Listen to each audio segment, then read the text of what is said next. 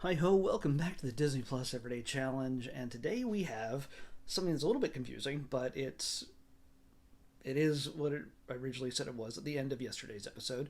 It is Disney Illuminations fireworks show Disneyland Paris, and it's spectacular. It's 19 minutes long. It came out in 2020, more than likely released on Disney Plus because all of us around the world, for the most part, were blocked out of getting to a Disney park, no matter what continent you live on.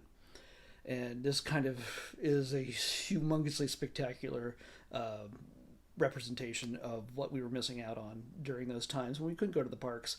And just seeing, I mean, I live not far from Disneyland, so it's in Anaheim, and seriously, I mean, the fireworks show there is spectacular always.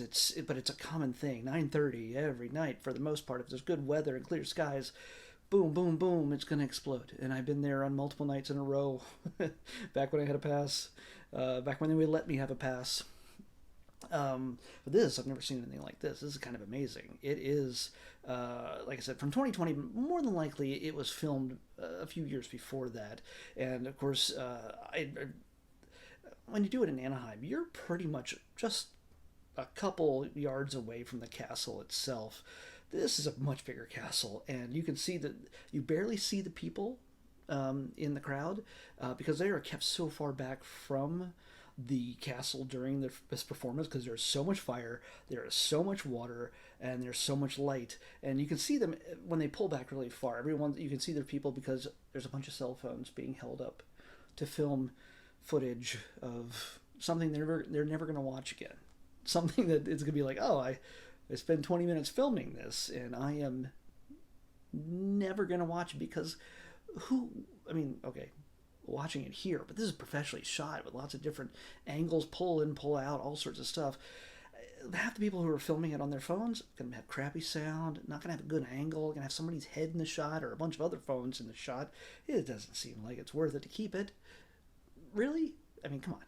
Anyway, so this lasts 19 minutes, and it goes through so much of Disney. There is a little reference to Pixar with the balloons from Up, but for the most part, it keeps with Disney animation. It does Lion King, Mickey Mouse, of course. Animated Mickey Mouse floats throughout this on a butterfly for whatever reason. But he comes in and out of a bunch of different transitions and focuses, is pretty much the focus for a lot of it. But you get to see Beauty and the Beast, well, actually the live action Beauty and the Beast. So this takes place after 2017, whenever this was filmed. You get that, you get. It might have been that might have been in 2017 because it was still brand new. You get to see Little Mermaid, like I said, Lion King, Finding Nemo. So yeah, Pixar right there. And a lot of it is in English, but when it's in English, there's French subtitles at the bottom automatically, and the rest of the songs are in French. So let's see. Let It Go. 2 songs from Frozen are in this in French, and Little Mermaid, Part of Your World in French. So I don't think Jody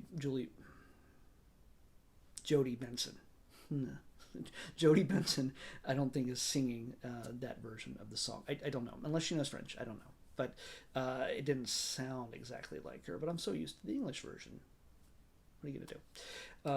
So yeah, I mean, honestly, if you can't ever make it to Paris, Disney, this is something to see. One of my favorite parts in this, of course, is, and what surprised me, even though right here you can see they did include some live action films as well from Disney. This is Pirates of the Caribbean, so yeah, there is Johnny Depp. Johnny Depp's there, and lots of sword fighting and explosions and all sorts of craziness.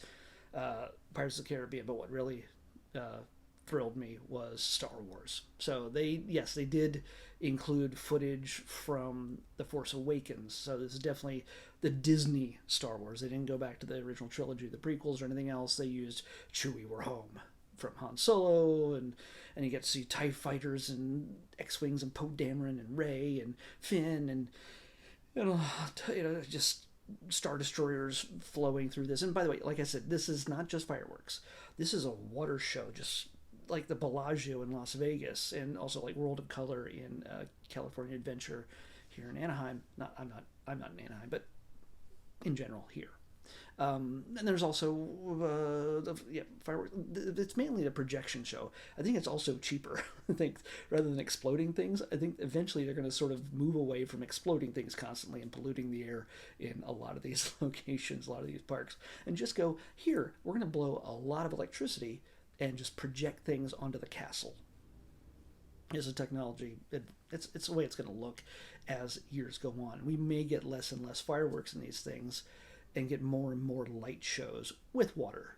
So when you have an excess of water, we in California never have an excess of water, hardly ever, but we still put on water shows. But it's all contained and recycled, I imagine. It's not like it's going willy-nilly out in the street. So, yeah. This is for those of you who will never get to Disneyland Paris, or if you just haven't been to a Disney park in a while and you just want to, and maybe you love the French, you might want to check this out. It's a fun 20 minutes. It looked impressive, and I've seen a lot of Disney fireworks shows over the years. A lot. and that's all right. They're great. There's always a great feeling when you're there in the parks. But this is fantastic. I would love to see this someday. Hey, Disney, if somebody wants to go to Disneyland Paris, send me there. Until I can afford to go myself. I gotta go so many other places. Going to Disney World soon, maybe. We'll see. Anyway, Disney Illuminations. Oh, that's what I was saying at the beginning. This is a little confusing. If you look at the thing here, it says, check out the classic Disney Illuminations Disneyland Paris offering currently not available. That's what we just watched. And in fact, when you bring it up on the screen, it says Disney Illuminations Fireworks Show Disneyland Paris. So, what are you telling me? Not available? Maybe this is not available in Disneyland Paris at the time this was released? I don't... Yeah, it wasn't at the time of release, but still... I don't know. That was the confusing part if I sort of went off track, as I often do. Check it out. It's some good fun. Put it up on a big screen if you can. Put it up on a big, high-definition screen and crank up the sound. I don't have the luxury of doing that right now, but it still was fantastic to watch. So check it out. Let's pick tomorrow's episode. Oh, by the way, happy November. Hope you had a good Halloween. 190. 190. November's a big month. We're coming up on the 3-year anniversary of Disney Plus from the launch. What did I just say? It was 190? 190. Okay. Don't have to scroll too far. Oh, man. Okay. Doesn't take a whole lot of time out of my day when I get shorts. And this is another short. And this is, I think, a new short based on the classic stuff that they would bring out. Goofy, Mickey, Donald, and everything else. There was specifically Goofy did a bunch of how-to sports shorts. Like how to play baseball, how to play football, how to play golf, how to swim. But this one was made for the pandemic. I'm pretty sure that's what this was. This is how to stay at home. Yeah. If I'm thinking correctly, this is another Goofy. How to stay at home. Following up with something else that we would have watched while we were at home, stuck at home during the pandemic, because we couldn't go to the parks. How to stay at home on the next Disney Plus Everyday Challenge. I'll see you back here tomorrow with that.